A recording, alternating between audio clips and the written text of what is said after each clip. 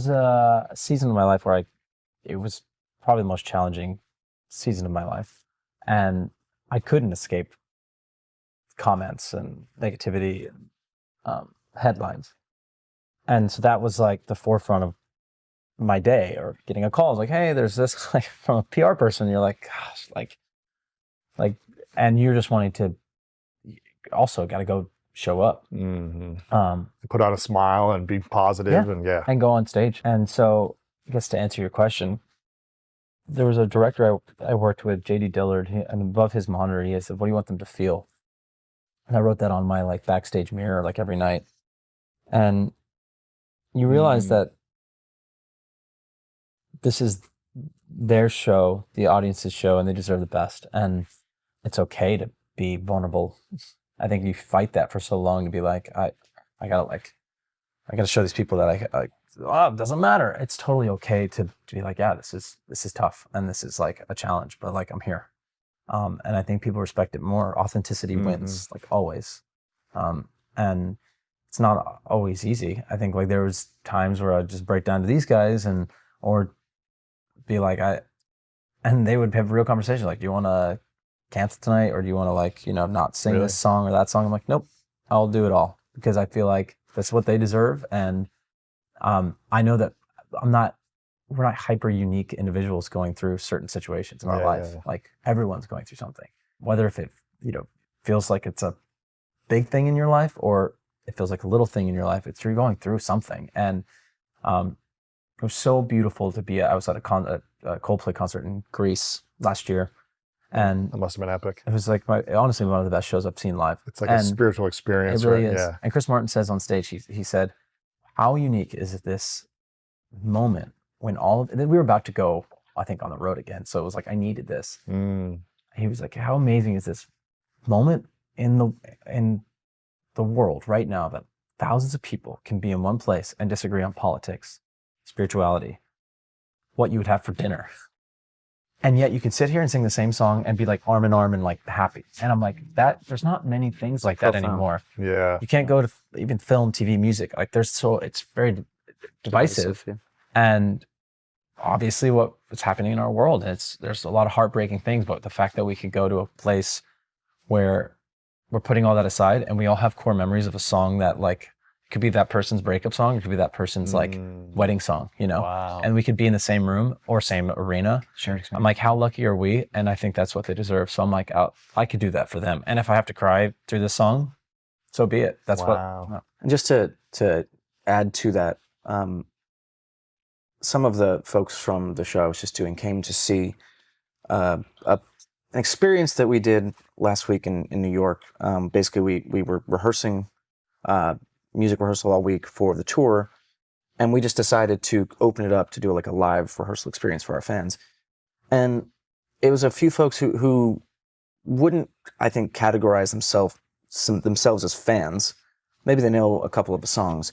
But I said, just come and just see what the environment is like, because it is kind of magical. Like, Jonas fans are so loving, and it's such a joyous experience that I'm not naive. Like, I know that there are people that I've invited to shows who don't know a single song, or would even like say it just never hit them in culture or whatever. But when they come, they experience kind of similar to what he's talking about, that euphoric feeling. And it's why I love that I get to do this as my job. Creating in the studio is like my safe place. It's my favorite thing in the world. But getting on stage and feeling that feeling is like, pinch me.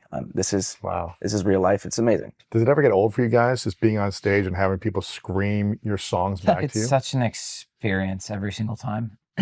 Like, I remember the feeling of starting the last tour, the 5 albums, 1 night tour, and we were at Yankee Stadium and opening that up, and then, like, the start of the show happens, and it just is no music. Like, the music, but like we hit the stage and it's silent. Not silent, but there's no sound from us, and it's just the audience, and the lights are on them, and it's just a roar. In that moment, we get to see all their faces, and it's just unlike anything else.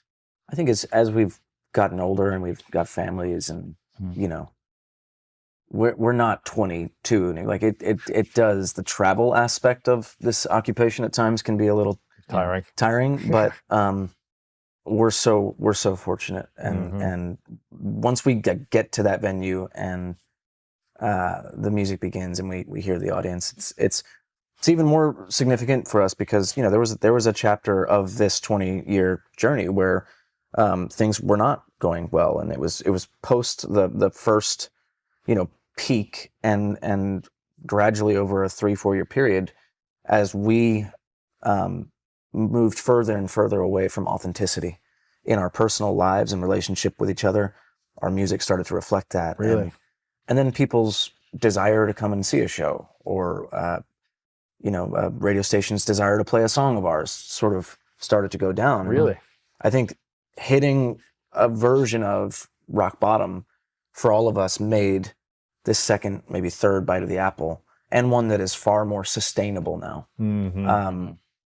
Even more special. How does that feel when you, I guess, reach a peak and then there's a dip, and maybe it dips for a while, or, I mean, and your guys' dip is still big compared to most, artists and musicians, but when you've been to a mountaintop and you've hit this success of number ones and sold out arenas, and then, radio stations don't care as much, or it's not as high on the charts, or we're making less money, or fans are not as connected. How does that make you feel emotionally or mentally when that dip happens?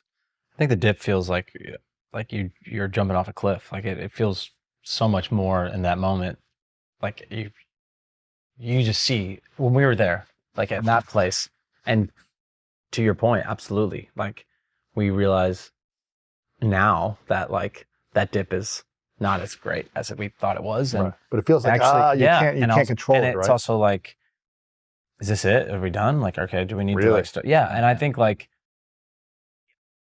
it really did for us stepping away from it was realizing like, okay, well, do you love this that much that you're going to be willing to just not start over, but start where you're at and figure out what that looks like? And I think there was a season when like, I think like every young person, I can speak to this, and I'm sure anyone that loved music, you go through a season where you're like obsessed with certain artists, and then you go like, that's not cool. That's I don't like that anymore. Right, and you go and figure out what you like, and then you go, actually no, what you may have laughed at me for what I liked when I was younger, I'm proud of that. And that actually was a defining artist or band or boy band, whatever it is to you in your life. And to see now like all those people run back, it was like, great. The door's always been open. And I think what cool. we learned about ourselves back then was that